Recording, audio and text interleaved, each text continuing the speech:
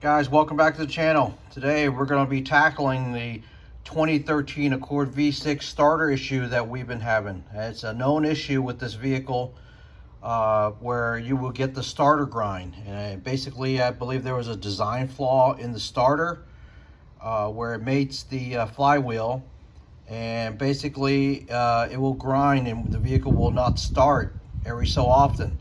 So apparently Honda's fix was a redesign of this motor, I guess with some clearance, and you're supposed to like rotate the flywheel one hole to solve the issue. But apparently that might not work in all cases. And so what I researched and found, using a older generation V6 starter, some of those people have had better luck with that. So I'm gonna try that. I was able to pick up a practically brand new starter. Yes, it was in this condition when I picked it up on eBay for about, I think, 70 bucks. There you go.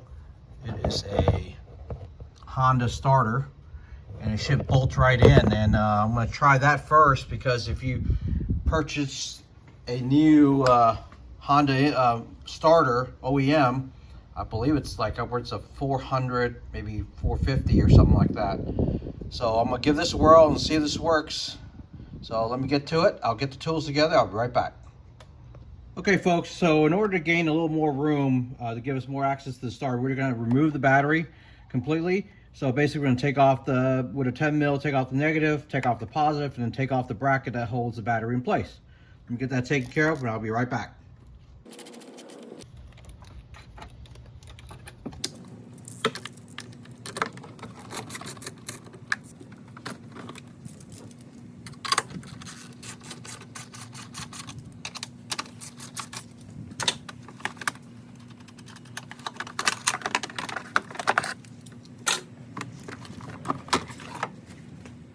Okay, so we're going to first remove this bolt right here. It's a 10 mil.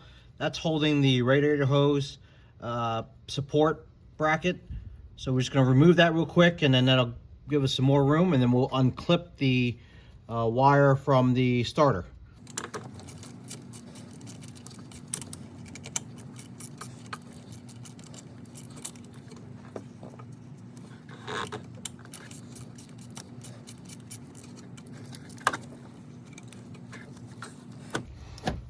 All right, once you remove the bolt, you can take the bracket off. That'll give us more room to remove that starter.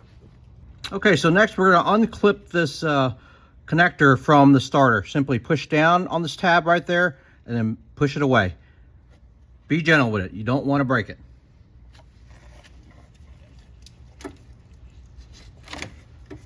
There you go. So like I said, you just simply push down on the tab.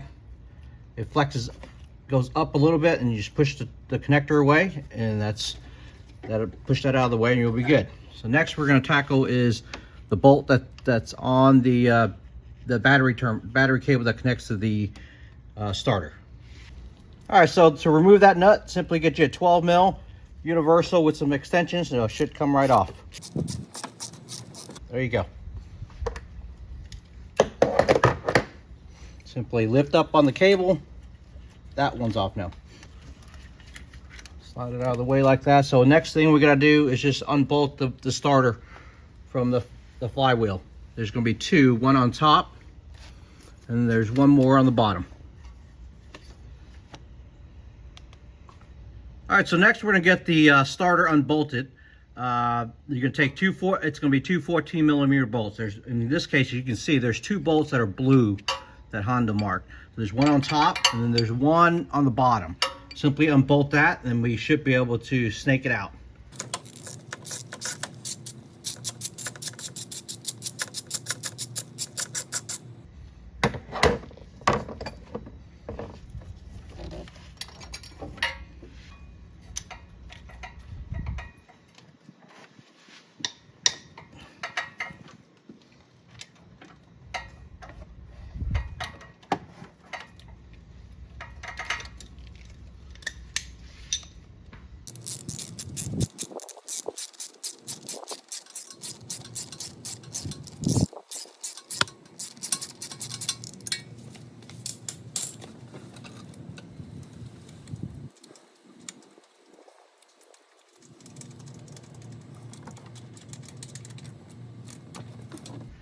All right, so now that we have it unbolted, all we gotta do is snake the starter out of the area where it sits. So we're gonna have to deal with probably move the hose over a little bit, and I should be able to push it out.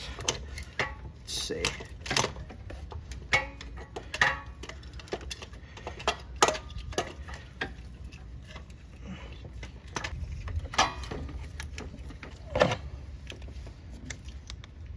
Okay, so as you can see, side by side, here's the older generation starter that I picked up on eBay, which, like I said, it was in perfect condition. I did not have to clean anything. That's how it came. It should be an identical fit. I went ahead and ordered me a new gasket as well. Here's the part number for it, 31270RJA-A01. Picked it up at my local Honda dealership, and everything's there. So the connectors are there.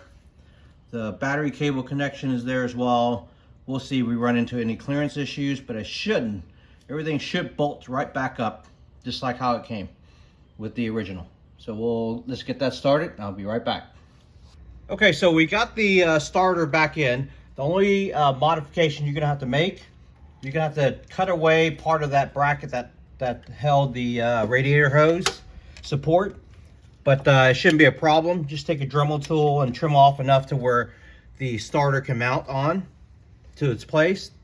And then you should be good to go. So now all I have left is to hook up the battery cable and torque the two bolts back down the specs on that. And then we should be good to go. And then as well as hook up the starter connector as well. So let me get that done. I'll be right back. We're gonna torque these down to 33 foot-pounds.